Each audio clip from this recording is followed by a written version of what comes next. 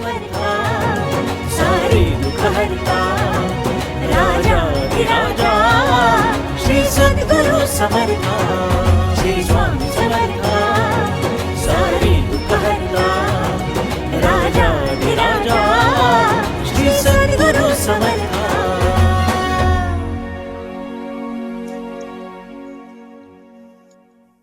अहो, आपण अक्कलकोट मध्ये असताना कोणीही समोर आलं तरी तुम्ही इतकं भारावून का जात होतात?